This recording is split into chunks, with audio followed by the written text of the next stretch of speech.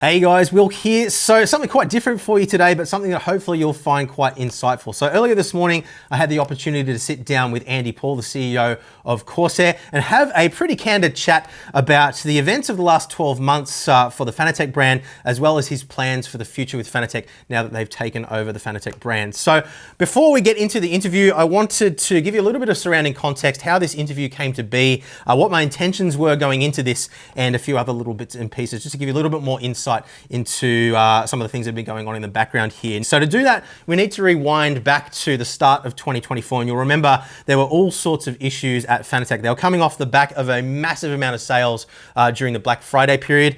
And basically customers weren't receiving their orders. Customer service was basically ground to a halt. People weren't getting responses to questions. And it was just a really dark and bad time for anybody that was a Fanatec customer. So during the time that all this was playing out, I felt a very strong sense of personal responsibility to try and get you guys the answers that I felt like you deserved. Not because I felt like we'd sort of, pushed you towards any one particular product, but obviously, we review hardware. People purchase hardware based on our recommendations on the hardware itself.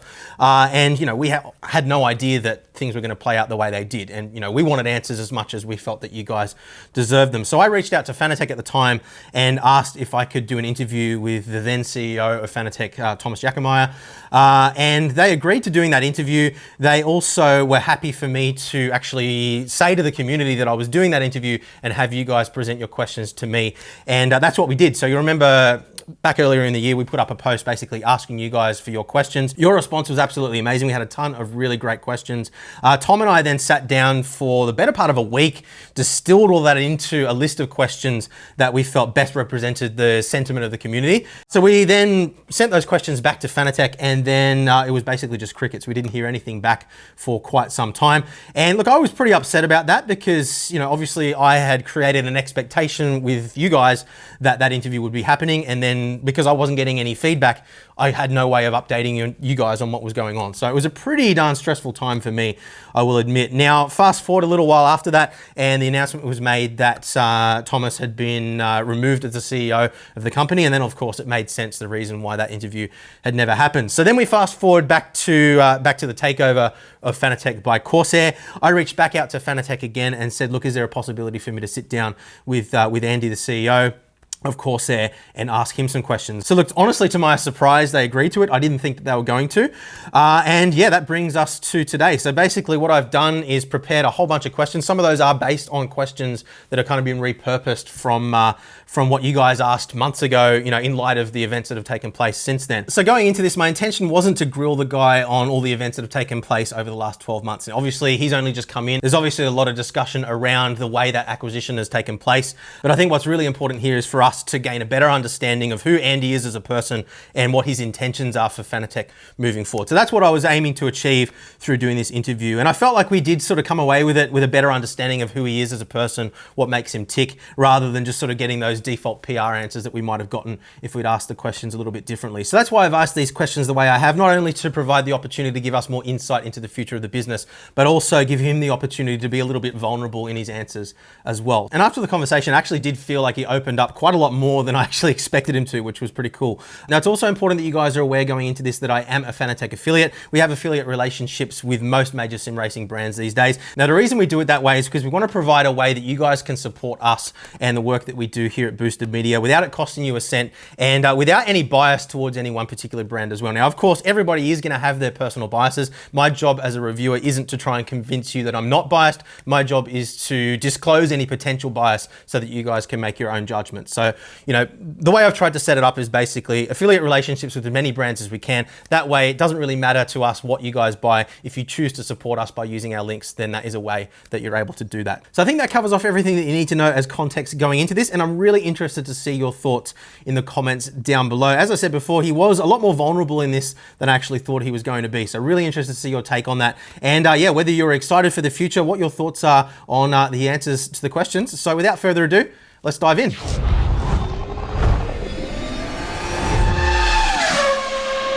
So hi, Andy, and thank you very much for jumping on with us today. Yeah, I'm glad to be here. Good to be on your site for the first time. Yeah, we really do appreciate you taking the time out of your very, very busy day, I'm sure, to join us today. So, look, the sim racing community is extremely close-knit, and I think it's fair to say that within the sim racing community, a lot of people have lost a lot of faith in the Fanatec brand through the events of the last 12 months. Obviously, a lot of things have been going on. You're only just taking over the company, but naturally, there's going to be a lot of people, including myself, that are very curious to hear your take on what's happened over the last 12 months, how you plan to turn things around, and why they should trust the Fanatec brand moving forward. So before we get into the more specific questions, seeing as this is the first time most of us have met you, do you have anything that you would like to say to the sim racing community? Well, I think the first thing is to lay the groundwork for what's been going on at Fanatec. And we've been fans of Fanatec for quite some time. I mean, I'm an enthusiast of, I do a lot of different things. I don't do a lot of racing. I used to do some go-kart racing, but I don't have time for that. I've been on the track a lot, but I don't do any racing anymore. And so we love it. And I've known Thomas for quite some time, and we talked over the years about perhaps doing something. But look, this is a story really of a company which was founded by a guy who's great fun guy, good race driver. Obviously was totally into sim racing, and really brought this company to life. But like most founders, he just didn't have the experience of growing a company. And the company, especially during COVID years, where, I mean, for his company and our company, I mean, COVID was, people stuck at home, and, the world exploded with people buying, anything to do with gaming and sim racing. And the growth got the better of them. And I think they realized that they got to a point where the systems they had in place to run the company, which were pretty much non-existent, the growth just overtook it. And so all of a sudden they were unable to see what was going on with inventory, where it was, when things were coming in. They couldn't respond to customers, tell them when they were going to get their products. And unfortunately, also, they didn't really know where they stood financially. And, I remember having a conversation with Thomas, about the state of things, and he was telling me everything was great and the company was profitable. And I said, well, then why are you, $70 million of debt to the banks, and why have you not paid suppliers? I mean, surely it doesn't matter what your CFO is telling you. Eventually, when you start running out of money, that means you're probably not making money. And so I think there was, it was just one of these situations where, Thomas was probably a better race driver and sim enthusiast than an experienced businessman. Look, this happens to most companies. I mean, we're quite rare, I think, in the fact that I'm still CEO here and founded the company, but most companies are founded by people with no business experience. Otherwise, they probably wouldn't start a company in the first place. And if it gets too big, they're not sure how to manage it. So I think that's really what happened in this case. But as far as the company is concerned, I mean, they've always made great products. We love the team there that design the products. We love the people that are marketing them and showcasing them. And it's just unfortunate that they got themselves in a situation where they just lost track of costs, lost track of freight costs and everything. And unfortunately, the post-COVID, let's call it, not really a recession, but I mean, after you had this huge boost of people buying stuff during COVID, as soon as people went back to work, that stopped. Yeah, it was more like a correction, I guess you could say. I mean, it's just now we look back at it, you can see it's a bubble. Yeah. So it's a bubble that, and there's still a very healthy business around, but there was a bubble on pretty much every gaming and enthusiast company. And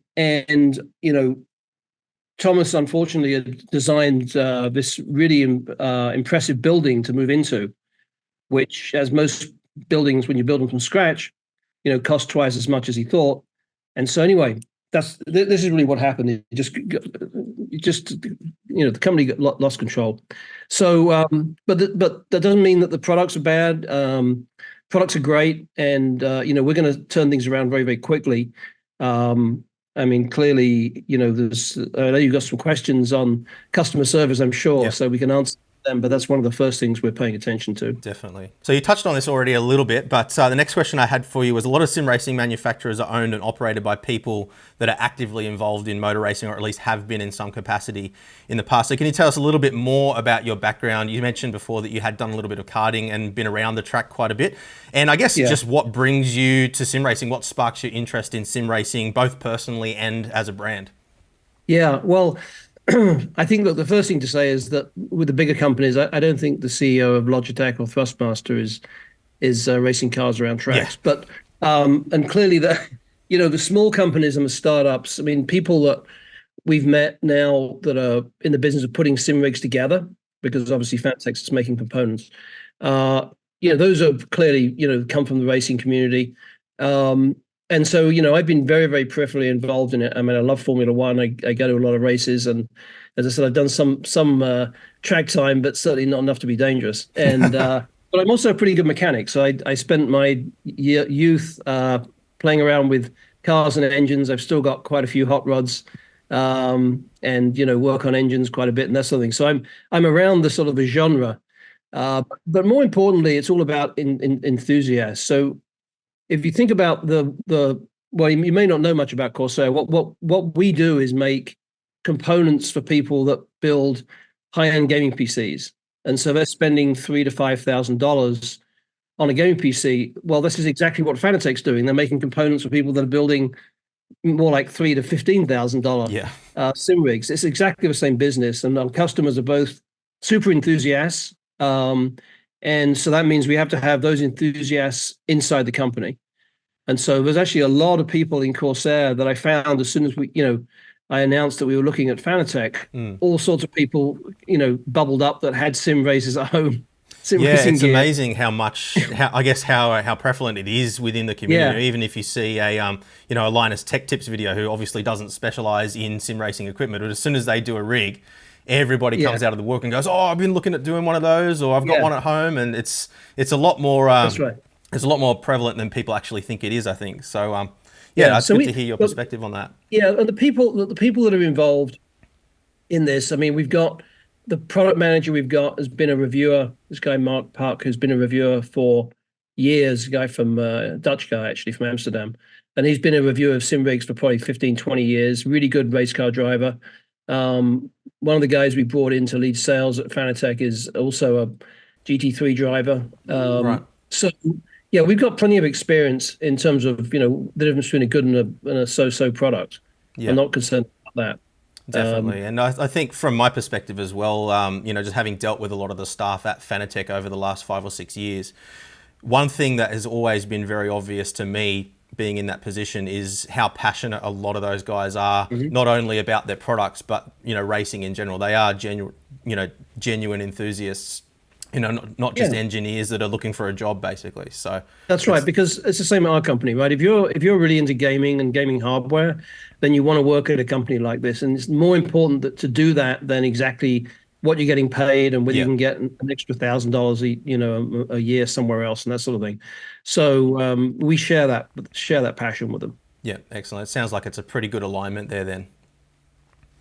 Absolutely, so next question I had for you is, you said in a previous statement that you've long admired the Fanatec brand. Now, we know that you guys have already been developing some sim racing equipment on your own. So we saw the new cockpit that you announced a little while ago and had on display at ADAC just last week. So those were obviously developed completely independent of Fanatec. Can you shed a little bit more light on why this acquisition has come to be from your perspective? Because obviously you have the resources to develop products on your own. So if you can shed a little bit more light on that. Well, look, it would have taken us years to get to a point, if we could ever get there, to be as well known and respected as Fanatec. And so, really, it's a time to revenue. I mean, we were thinking if we got it in ourselves, maybe we do a few $1 million of revenue next year and build it up slowly. But with Fanatec, it's a $100 million business from the start. And they didn't have. Funnily enough, the thing we developed, which was easy for us, because we've got a lot of factories in China that make pretty complex metal products, because we make cases and power supplies, those sort of things. And obviously, we've got a lot of factories that are making pretty complex electronic parts as well. So it's very easy to have one of our factories knock out a chassis And the chassis we brought out is not really one that Fanatec has. I mean, they have a very expensive F1 cockpit, but this fits perfectly into the mid to high end of their range. So I think this is the perfect thing to for a club sport or podium wheel and wheelbase.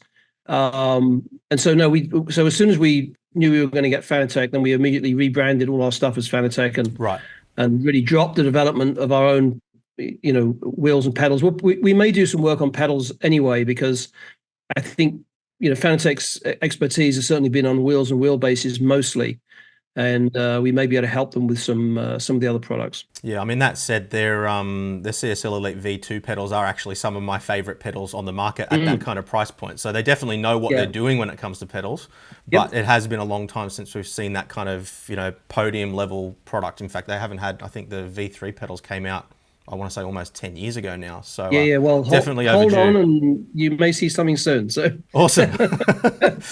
I'm very happy to hear that.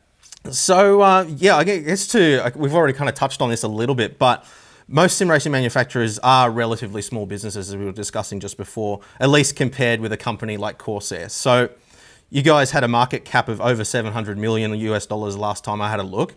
Can you give the viewers a better understanding of the scale of Corsair? You mentioned already that you have factories that are producing equipment for you.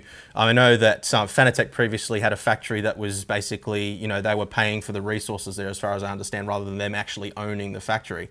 I think it'd be valuable for the viewers to really understand the scale of Corsair and what kind of power that gives you in terms of all the different various facets of manufacturing, designing products and marketing them. Yeah, well, to give you an idea, so last year revenue about 1.5 billion. We have 2,000 employees around the world. We have a factory that we own and operate in Taiwan.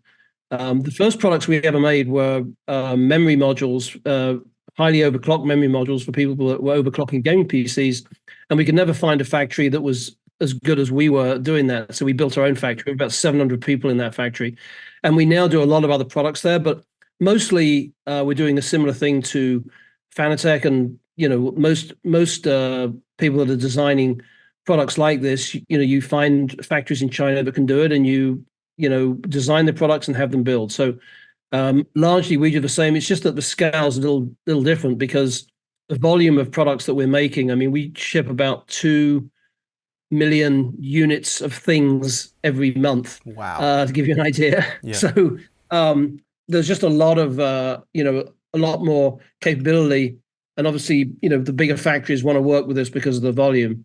And Fanatec's at the stage that we were, I don't know, 20 years ago, where you're scrambling around finding small factories to work with, and sometimes it's, especially in the last year, it was difficult for these factories, so they weren't getting paid a lot. I mean, on time they were getting paid, but very late. And so so that gives you an idea. We've got about 27 product lines now, right, ranging from components that people build. PCs, we make full gaming PCs, we make all sorts of peripherals. We bought a streaming company actually in Munich, just down the road from Fanatec, that makes mics and camera. You probably know Elgato. You may own some of their gear. So we bought them right now. Yeah, that's me too. So as you'd expect.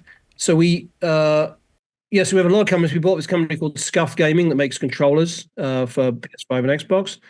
So we've done quite a few acquisitions, and most of them have been reasonably successful. And usually what we can do is bring scale of logistics, manufacturing, operations, all the things you'd imagine. But remember, we're probably one of the biggest sellers at Amazon and Best Buy for gaming gear of any sort. So we dwarf most other people. I mean, for the gear that goes into gaming PCs, I mean, cases, power supplies, memory, we have huge, like almost 50% market share in most categories. So it's actually quite similar to the place that Fanatec had in the high end, with Logitech and Thrustmaster owning the lower end. I guess one of the big differences there is that if you're comparing to Fanatec, for example, obviously before the acquisition, all of their marketing, basically all of their resource, all has to come from direct sales of their own product. Whereas you've got the advantage here now of, having an open pool of resources, and I guess you can pull funds from a different area of the business to, help sort of get Fanatec off the ground initially, and then, because you've got that scale and you've got that massive amount of resource, you don't That's necessarily, at least initially, have to be making a profit on this particular business entity. Yeah, but we will. Yeah. We don't have to, but look, it's going to happen very quickly. I mean, Fanatec should be a profitable business. It's just that when you have very little visibility of what's going on, it's just difficult to keep track of things. But scale helps a lot. And obviously, one of the things that will help them with is channel. We've got to figure out which products make sense for us to put into places like Best Buy and Amazon and Micro Center and GB Hi-Fi and that sort of thing. I mean, so we'll do that. I mean, we operate in 50 countries around the world now, so we have salespeople, in most countries. So once we figure that out, the distribution will be a lot easier, and our freight costs are much lower, and all these sorts of things. So that's what we can bring to the party. So with all of that in mind, what do you believe that you can bring to sim racing that hasn't been done before? Well, I think so what we've told the people at Fanatec is, look, you historically have been great at making sim racing products, and with limited resources, quite frankly, in terms of having to deal with all these other hassles. So we'll take all those hassles away from you and just concentrate on making the best products you can and marketing them properly, showcasing them. We'll help you go into the channels so more people see them. But fundamentally, I don't think the guys at Fanatec need a lot of help in design. It's really, really, really good product guys. But obviously, we can turn them on to bigger factories when the time's right. I mean, we've got to stabilize all the factories that they're using at the moment, but long term, as they come up with newer products or chassis and that sort of thing, we've got great cost structures and quite good volume capabilities. So that's what'll happen. Yeah, fantastic. So your press statement said that you intend to make significant investments into the Fanatec brand. Where do you intend to focus that investment, at least initially?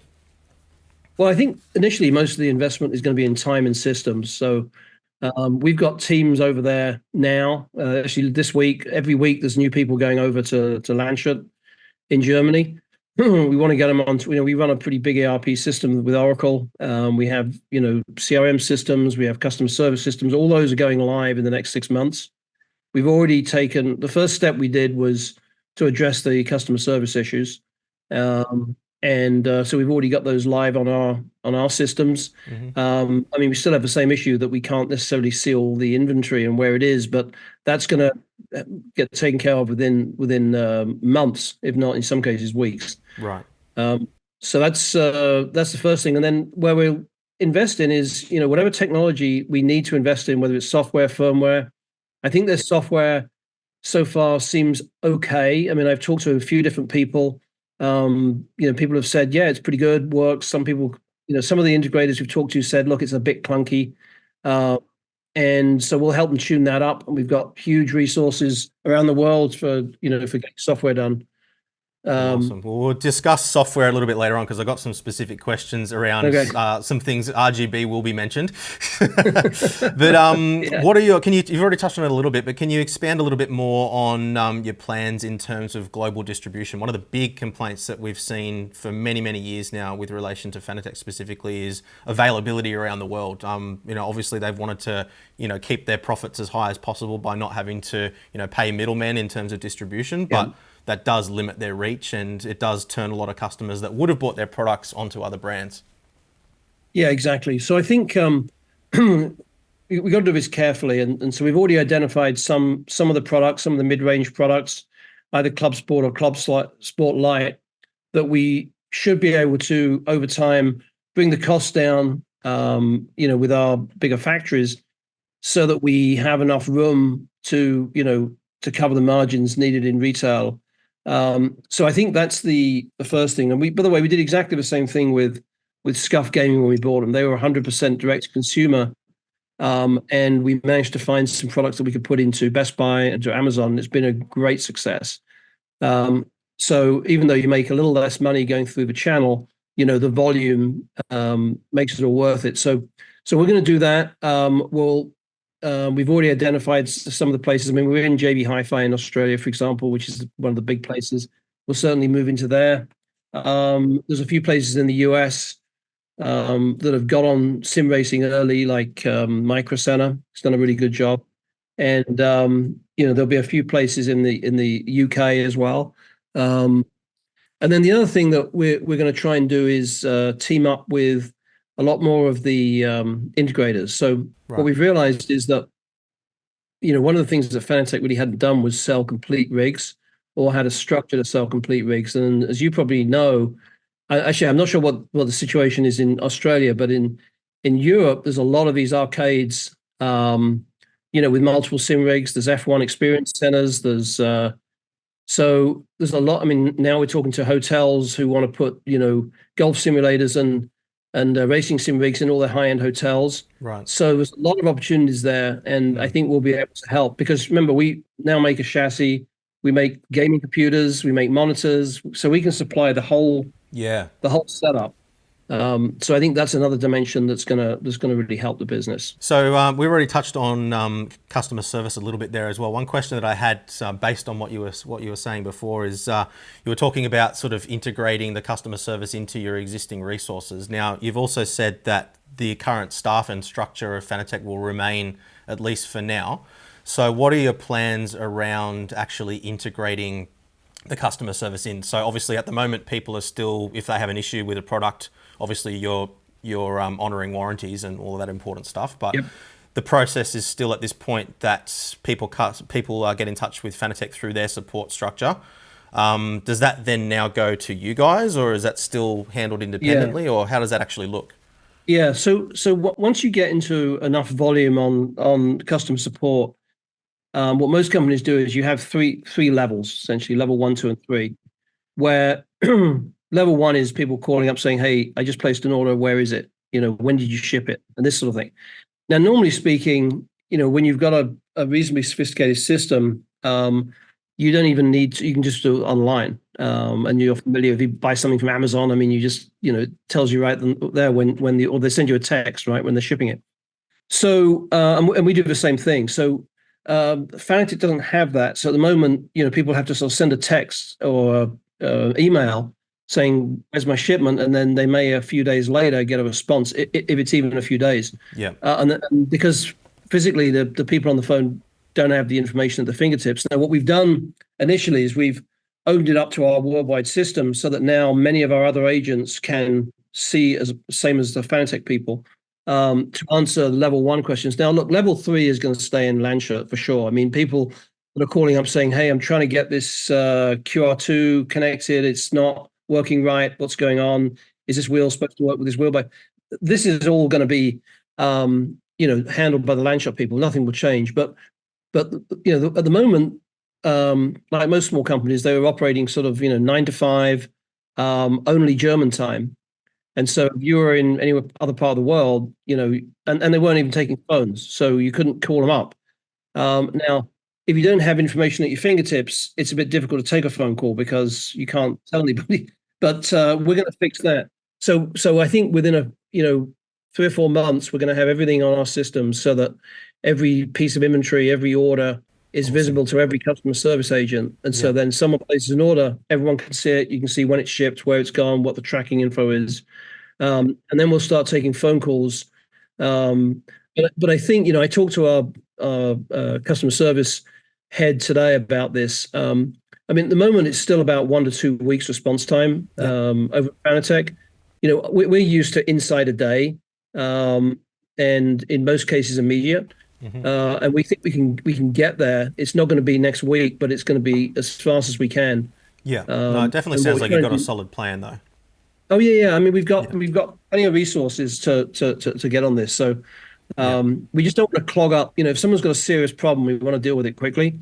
Yeah. And you don't want to clog those things up with people just asking where their products are. Well, I think that was a big part of the major issue around Black Friday sales and end of year last year was the fact that every single customer service inquiry was all going into the same bucket, essentially. That's right. So, if you had somebody that had a level 3 support issue, something not working, a firmware update bricked their device, they were having to wait in the same queue as all the people that were just wanting to know where their stuff was, and it just becomes a mess. So that's really great to hear. That'll get fixed very, very quickly. Well, we recognize that very, very quickly. I mean, they recognized it as well at Fanatec. It's just that they couldn't do anything about it. Yeah, 100%. I mean, some of the discussions that I've been having with them since that time were, we know what we have to do, we just need to make it happen. I mean, even Thomas said in some of his press releases, that we should start seeing improvements soon, and it just kind of didn't happen. It didn't happen for whatever reason. I mean, obviously now it's a lot clearer, what some of those reasons were, financial problems. But great to hear that plan is in place. What about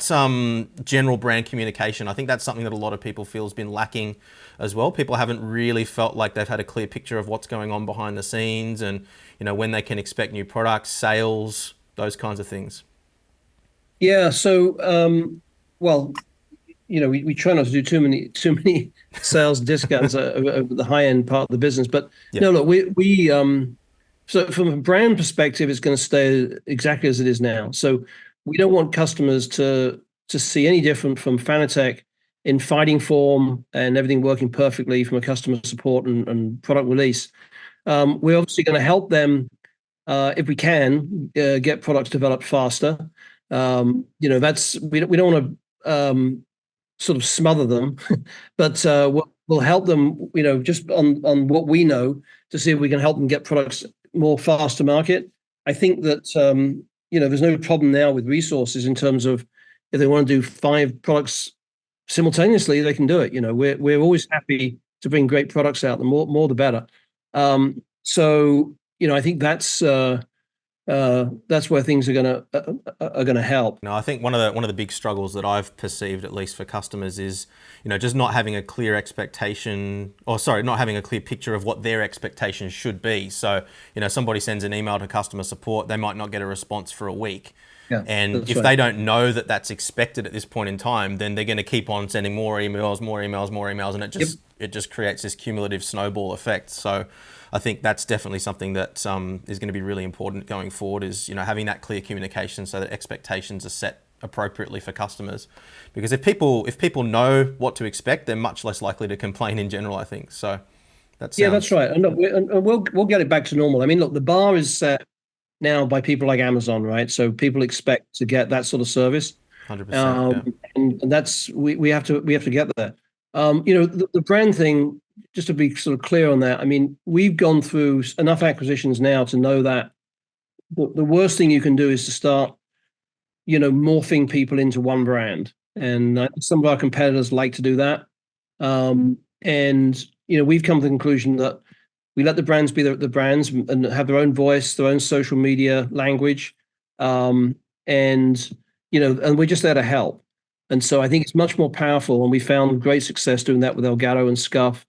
We found that, companies, and some of our competitors do this all the time. They buy companies, and then within a few months, they try and rebrand them to their own brand. And now you've lost the whole, sort of confuses customers. They don't really know what's going on. And then, oftentimes the execs don't like it. They leave. So we think this is a good model. And Well, at the end of the day, you've got to know where you've been to know where you're going, right? So, if you jump in and start changing stuff straight away, people are going to resist that.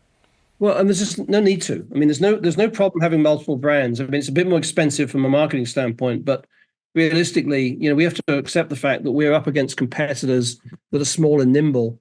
And so we don't want to be, one company, with one brand. We want to be, 10 different brands all fighting against, their competitor. And that's much more effective. So you mentioned there at the moment about 2-week response time. So is that an official answer? If somebody were to contact Fanatec at the moment with a customer support inquiry, they should expect about 2 weeks? Well, last time I reviewed it, I was there 2 weeks ago, and that's what they told me. It was like getting up to that number, and I talked to our customer service head just today actually, and they're bringing that down pretty quickly. They've already got, I think, half the tickets that they had before. So I suspect at the moment it's less. Unfortunately, the systems that they have don't allow us to sort of see how old some of these things are, but easily. But but it's going to come down. I mean, our goal is to get things completely cleared and up to date before we get anywhere close to Black Friday. Yep. Okay, great. Well, that's not too far away now. You've only got about a month, so Exactly. Okay, so now obviously this video is just a snapshot in time. So for the most recent information regarding that kind of thing, people should still be going to the Fanatec blog, I assume. Yeah. Yep. Yeah, Okay. that's right. Nothing changes. I mean, we do have. I mean, people contact me. People contact Corsair. It's all going to get resolved in the same place. So, if you send me an email, I just send it to our head of customer service, and it gets resolved. Same way if they send it in. But yeah, I mean, I think if Fanatec customers can give us a little bit of breathing room. Obviously, if you've got a real panic, like something's broken and you need it fixed, and you're going to a sim race tomorrow, then try it. Yeah, then get in touch with us. But we can't really help. If people are just sort of trying to say, where the hell's my package? The FedEx guy said he delivered it, this sort of thing. It's difficult for us to sort of help at the moment with that, other than, unless it's really critical. But it'll only take a matter of, as I say, weeks here, maybe a month, and we'll have this completely under control. Yeah, I think just generally the direction that you're going with distribution is going to make things a lot cleaner and more simple. Anyway, one of the big issues I think at the moment is the fact that, at least here in Australia, I'm not sure exactly how it is overseas, but I believe it's the same, individual items within an order ship individually. So people might receive their wheel and their pedals one day, but not their base. So of course, naturally, they're going to jump online and say, hey, my base didn't come. And that creates a whole bunch of customer support inquiries. So stuff like that. Yeah, and that's easy to solve. Yeah, exactly. So you've already touched on your plans to basically, let Fanatec be Fanatec and just sort of help support them rather than absorb them into the Corsair brand. I assume that is your long-term strategy, to sort of keep that structure remaining? Yeah, I mean, we're not going to be able to reproduce the legacy of product design and product knowledge that Fanatec has, and we've no intention of doing that. I mean, why reproduce it? I mean, Lancia's a great place to do that. So, and Europe especially is a great place to do that. I mean, there's far more interest in circuit racing there than the US, even though the US is growing very quickly, as you know. So no, I mean, that's what we've told everybody in Lancia is, look, what we're focused on is great marketing, great product design, getting products out as fast as we can, and we'll just help with all the other things. So there's a lot of integration. We're putting them on our finance systems. We'll run our global HR systems with them. So all these things that are normally a hassle for a small company just go away. That's the goal. In terms of long term for current employees, now obviously some of those responsibilities that are currently handled in house are going to be moving external. So as it stands right now, from what I understand, all the previous employees have all just moved across, and they're all kind of just going about their daily business as usual.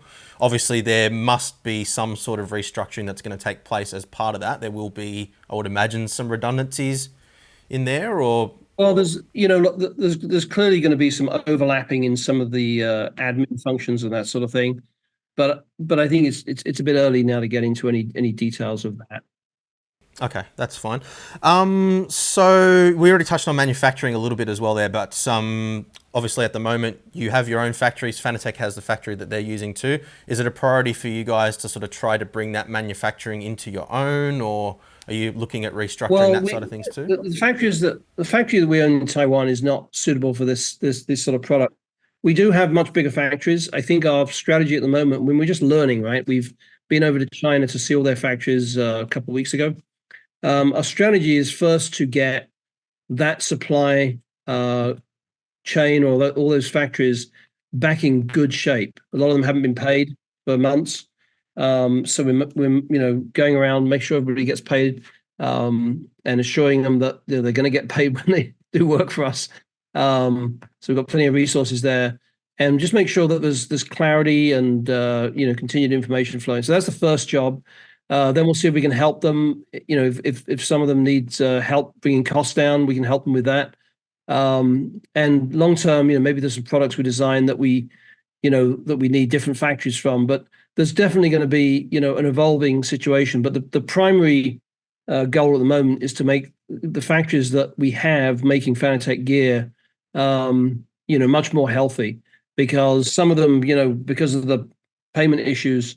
I mean, look, you probably read the history of this thing, but I mean, the banks pretty much at the beginning of a year sort of cut off any further funding, and then asked Thomas to leave the company in order to keep funding. And so it was, so a lot of the suppliers didn't get paid for a while and had to lay some people off. And so we just need to get all that stuff sorted out, get those back. I mean, the capability, if you think about it, I mean, Fanatec had a huge amount of products shipped in 2020 and 2021 during COVID. So the factories are capable of doing it, but they got to be, kept running and kept healthy. Yep, definitely. And how involved do you intend to be personally in this entire process? Do you see this as being something that needs your direct involvement day to day, or is it more of a case of just opening up these resources as we've discussed and then, just letting them do their thing? Yeah, I mean, look, as I said, we have 27 product lines. I've got a whole series of execs that run different parts of them. There's really none of the businesses that I'm involved day to day. There's at best it's sort of once a week I'll go into a review meeting to see what's going on, and then there's set quarterly reviews and that sort of thing. But at the moment, I'm quite involved just because we've got to make we've got organizational decisions to make in terms of who's running what, and we've got teams going backwards and forwards. I've been over there a couple of times. So, it's multiple times a week, but I would hope, within the next few months, it can run like our other subsidiaries, where, it's just really me looking at it from a review perspective. And we've already assigned one of our best senior VPs to oversee Fanatec. This is the guy that runs our, what we call our DIY business, but makes all the components for gaming PCs. So it's exactly the same style business.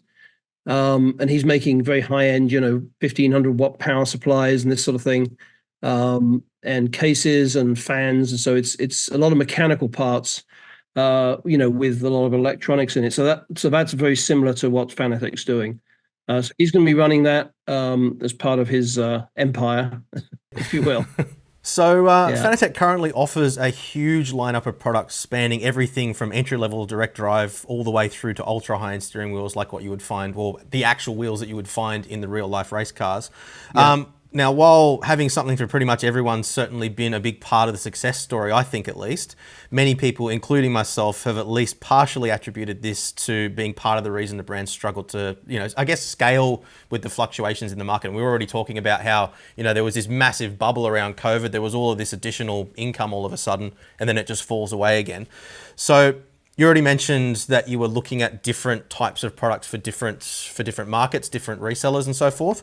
Do you have plans to consolidate the lineup overall? And is there a specific segment of the market that you plan to or intend to focus on primarily? Well, that's a complicated answer. So I think the first thing is that, one thing we learned over the years, and most of this is by bringing in more seasoned execs as we were growing the company, is this concept of line logic. And line logic needs to apply at the point of purchase. So you might have a line logic at Amazon, you might have a line logic online. So the point is that there's got to be a sensible sort of good, better, best in the language that people can understand that says, why should I buy this product at this price versus another product? At the same time, we've got to pay a much more attention to competitors because, these days, if I go shopping, I can get on Moser's website, and Logitech's and Fanatec and bounce between the two and look at deals. So we're used to that. But I think historically when Fanatec was smaller, they weren't really thinking about competitors. They were just making products and putting them online to sell. So some of this, as you go through that process, what'll probably happen is that what we offer in retail will be a slightly different thing than what we offer in direct to consumer. Make appropriate choices then. Now, in terms of the overall picture, look, the biggest part of the market right now is, I'd say, at the sort of $300 to $500 wheels and pedals, which is where Tech and Thrustmaster kind of operate. Eventually, we'll go there, but at the moment, we're trying to make sure that we get as big a market share as we can in the sort of $500 and up category, where the professional gear, as you said, gear that people would feel comfortable or expect to see in a race car. And so that's where obviously Fanatec's made their name, and that's what we're going to make sure that we write and gain as much market share as we can first, and then we'll start looking into into some of the other categories. The good news is that we probably have better factories or bigger factories than Thrustmaster, very equivalent to Logitech, and so there's no reason why we can't compete. I think I doubt. Well, I know Fanatec, before now wouldn't have had the capability of going head to head with Logitech and some of their sort of high volume, retail SKUs for entry level racers. We have that capability, so when the time's right, we'll do that. So I would say more likely that we expand the range rather than consolidate it. Right. Okay. Well, that's actually really encouraging to hear, for me at least. I know a lot of people were very concerned that the moment you guys took over, all that high end stuff that, while it's not for everybody, a lot of people do love that stuff. They were worried that was just going to disappear. So no, I mean, our whole business model, and whenever we go into a new product line, the first thing we do is make what we call a hero product, super high end, and then we sort of move down from there. Because you gotta start by really understanding what the enthusiasts need, rather than just try and say, how do I make something that for $100 that vaguely works. I mean, the first thing is to make the perfect best product, and then you really understand how the product industry works. Makes sense. So Fanatec obviously had a lot of third-party relationships, Porsche, BMW, Bentley, and then of course Sony and Microsoft as well. Have they all carried over to Corsair now?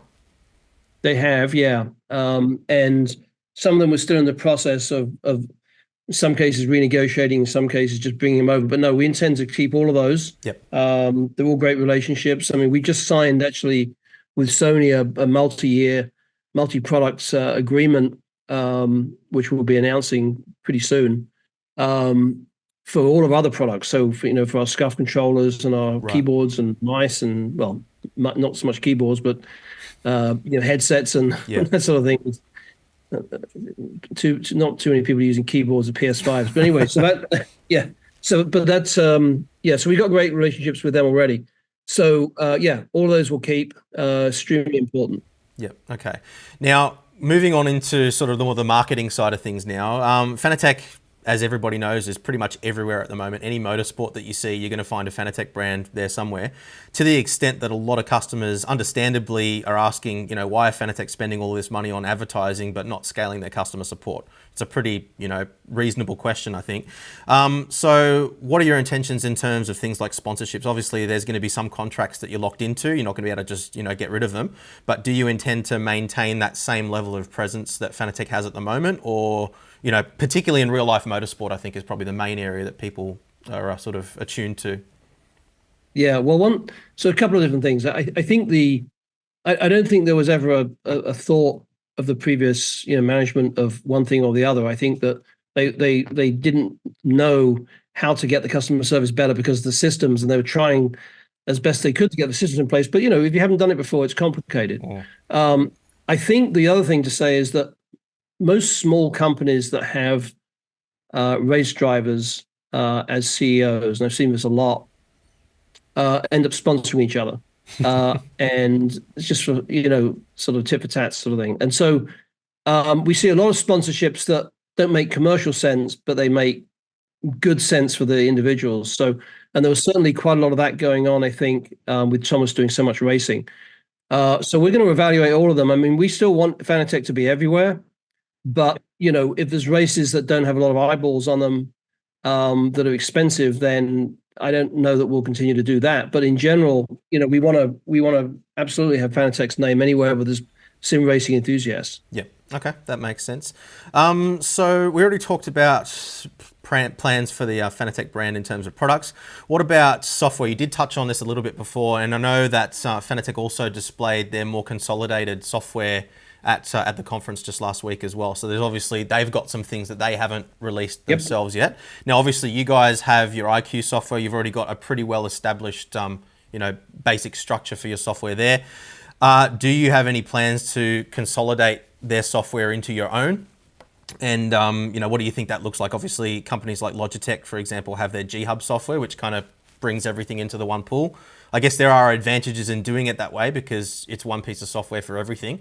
But then, that can also come at the cost of some bloat as well. So it'd be good to understand a little bit more about the plans there. Yeah, I don't expect we will integrate them. And the basic reason for that is that you have to just think about the usage model. I mean, we have IQ software was really designed for people to do complicated macros with keyboards and mice, and then later we added a lot of RGB elements when it was very popular to have RGB on keyboards.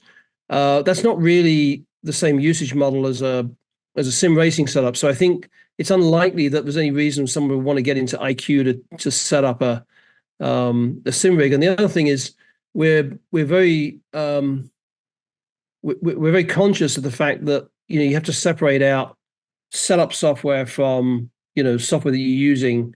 And so at the moment, most of the Fanatec software is really set up. And once you've got it set up, then you're not going to be sort of using it. So there's no point us trying to force people into IQ. And don't worry, we're not going to put RGB on all the steering wheels. I know we've seen a few wisecracks on that, but that's not the plan at all. I mean, there are actually some genuinely creative usage cases for RGB on sim racing products, but yeah, I don't think people want to just see it everywhere. Yeah, I mean, it's going to be if you have a Corsair gaming rig, which we hope a lot of people, a gaming PC to drive the rig, which we hope a lot of people will do, then you get IQ in that, and if you want to use it to connect lights around the chassis, and fine. But I don't see going through an IQ portal to get to a sim hub kind of structure. It doesn't make any sense to me. So yeah, 100%. No, I agree with you on that. So getting into some more general questions now, what do you see as the biggest challenge that awaits the Fanatec brand?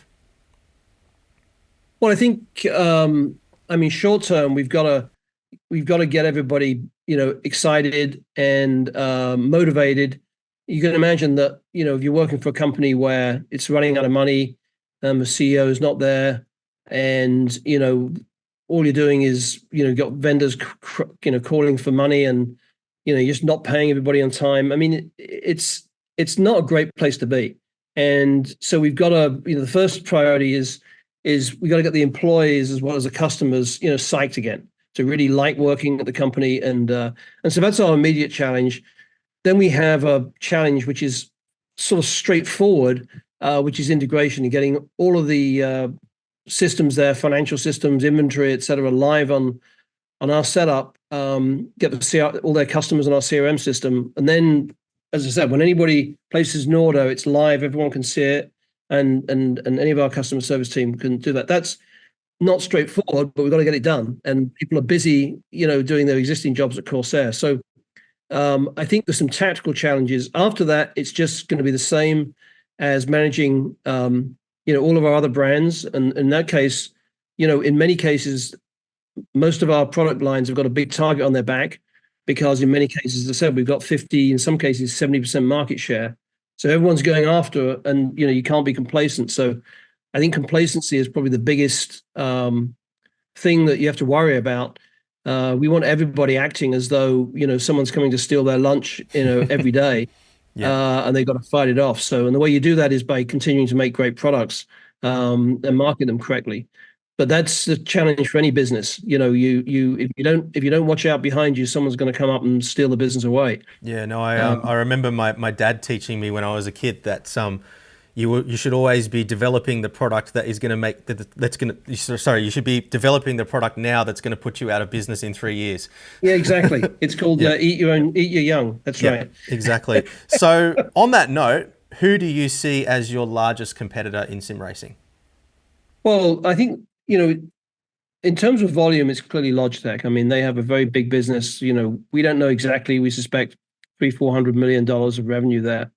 Most of that, of course, is in the very low end, sort of 250, 270, price range. Behind them, Thrustmaster. I don't know how big that is, but it's another big chunk.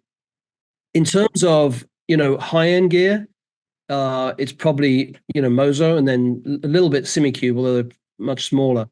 I mean, those are the people that we see out there with gear, but they're much, much smaller than Fanatec. So, I mean, Fanatec at the moment, in terms of, professional gear, has got a huge market share.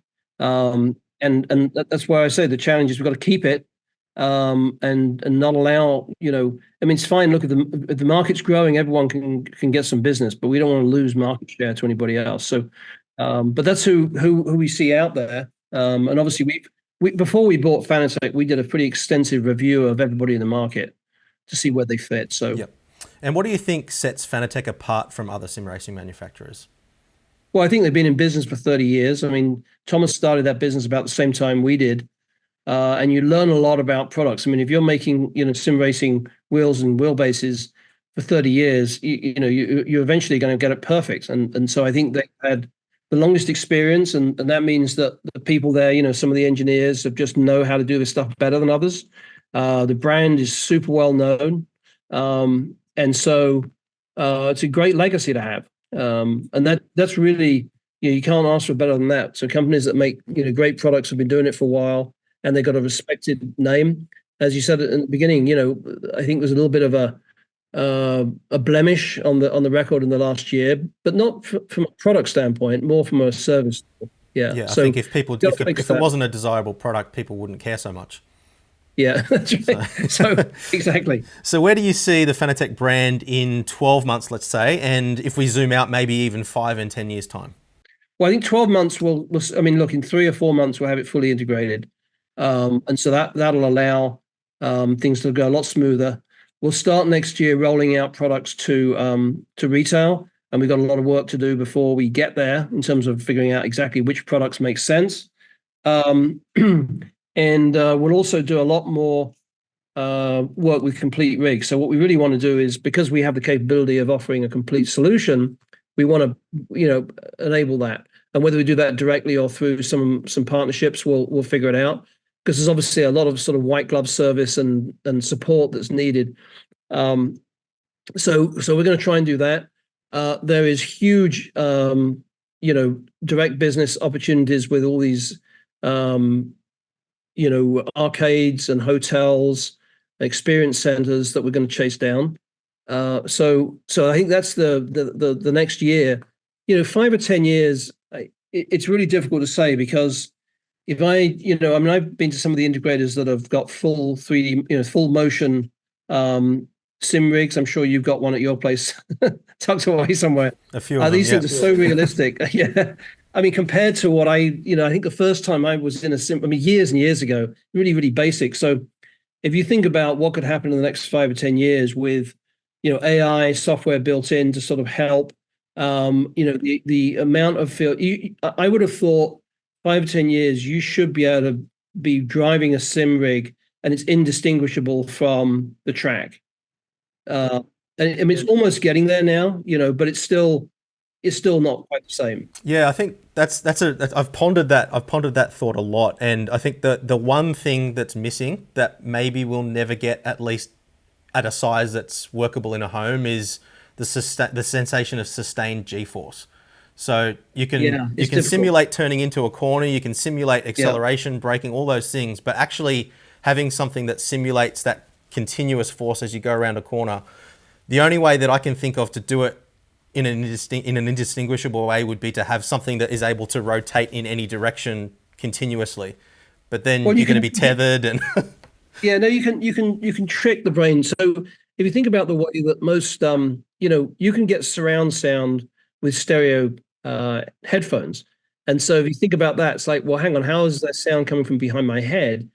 And that's because we're tricking the brain to make the sound like it's comes. So I think what I've seen work is, and you've experienced this, I'm sure, if you have continuous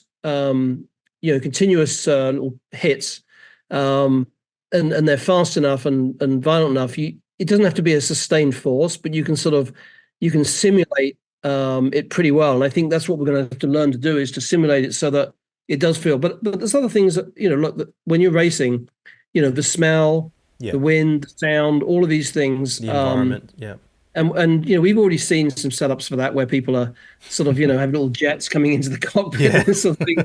You could spray oil on people's faces to, to the throwback sort of feel. So you reckon the goal for sim racing in 10, one of my next questions was going to be, what do you think sim racing looks like in 10 years? So you reckon 10 years time, indistinguishable from real life? Well, that has to be the constant goal. And we'll see. Yeah. Look, the same as gaming, right? I mean, gaming, the idea is realism. Even in the best games, there's people's faces that look pretty good, but that they're not real. And so, but it's, it's like interacting with a movie. And I think, we're expecting in 10 years with gaming that a gaming thing is really an interactive movie. You're in there in the movie, and there's infinite possibilities of where it can go depending on what you do. And I think in the same way as, I mean, racing, you have to go out on the track in the right way. You can't just meander off. But no, that has to be everyone's goal. And I think that's it's not gonna get worse. So it has to get better. Yeah, definitely. Yeah. So moving on into a couple of more general questions just to finish up here. As the CEO of a massive corporation, what do you think is least understood about how a company like Corsair operates? Well, I think from a small company perspective, we hit on it earlier. A small company, the CEO does everything. If it's a founder, a CEO, because that's what you started doing. Once you start bringing in execs that can take big chunks away, then you start building an organization where there's very, very competent people doing work at 2-3 levels, beneath me.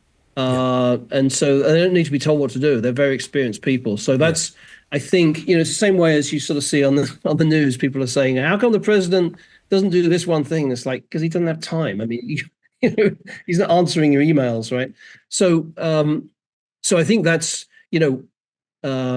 and obviously with the public company, I do have quite a lot of responsibilities in terms of talking to investors and this sort of thing. But motivating employees. I mean, this is one of the biggest things, keeping everybody excited and wanting to come to work. I mean, we're in Silicon Valley. We've got NVIDIA and Intel and AMD and Google and Facebook around. So we've got a lot of places where people can work, and so we've got to keep them motivated to work here. And just to finish up here, what is the most recent thing that you learned that you think makes you better at your job? Well, I think, look, the first thing is when you're the head of any large company, you've got to relax and not worry about some of the details. At least you worry about them in a different way. People have said to me over the years, you can only make so many decisions, and you want to maximize the right ones, but don't try and make 100 a day. Because if I make 2 or 3 decisions that are important in a month, that's going to have much more effect. And so most of my work right now is actually looking at M&A opportunities. We have a president of the company that runs pretty much all the day-to-day stuff, and working for her multiple senior VPs of these different business units. So I don't have to do that, But so I think, what I've learned, it's not really just recently, but what I've learned over the years is that if you want to be successful, you have to hire people that you think are the same level as yourself or even smarter. And that's where most small businessmen fail, because they sort of just hire assistants, and then all of a sudden they realize that they don't have time to tell everybody what to do, but they've not built an organization that can function, without you. And so, and then you sort of, people are saying, well, you're just in the way, you're running around, you don't have time to make, to properly research all these decisions, you're making them too fast and that sort of thing. So that's what you have to do, is you got to learn to delegate, bring in great people, build an organization full of really smart people. And that goes a long way. I mean, look, I've been here for 30 years, so it's not like I've learned anything in the last 2 weeks that's anything different, but over the years, that's the main thing. And clearly, I think since COVID, we're learning a lot about work styles. We're learning a lot about Gen Z and even millennial work habits that are quite different from the ones I grew up with. So we have to adapt to that. I read this morning actually that they just finished an experiment in Germany on the 4-day work week. They're trying to whether that makes sense or not. To someone like me, it's like, how can you possibly think that too, but I'm used to working 5 or 6 days a week, right? And always being online. So I think we have to be sensitive to that and just realize that what's most important is that people feel empowered and valued. Valued, yeah, exactly. And that's part of the organization. So that's the main thing. Good stuff. And finally, is there anything else that you would like to say to the sim racing community that we haven't covered? Well, I think the main thing, I want to say is that we're super proud to be owning Fanatec. We realize that we're a newcomer here. We want to get Fanatec back to being the best company in sim racing, having the best service, best products, and we're going to do whatever we can to make that happen. And I'm super excited to be part of the community. From a personal standpoint, it means I can probably go to more F1 races without having to pay for them. So, so that's always fun. And I want to get out and meet more and more people. I mean, it's super fun. I've been out to 3 or 4 of the integrators, some of the big ones, and it's great just sort of watching how the people put these things together and understanding what their customers are doing and this sort of thing. So just really getting into the industry. Really happy to do it. No, as I said at the start, the sim racing community is extremely close knit. Everybody knows everybody, and it is a very, very, very passionate. Sometimes that works both ways. That passion can be directed as negative or positive energy, but in general, everybody knows each other. It's it's a really great community to be a part of. So look, thank you so much for your time today. I'm sure the audience appreciates it as much as I do personally as well. And we wish you all the best with all the future endeavors. You've got a lot ahead of you, but it sounds like you've got the right idea. So looking forward to seeing what happens. Yeah, well, thanks for your time too, and hopefully we'll meet again. Maybe in person at one of the shows. Sounds good. All right. Well, thank you very much, Andy. We'll talk to you again soon. Okay. Yeah. Thanks. Bye. Bye.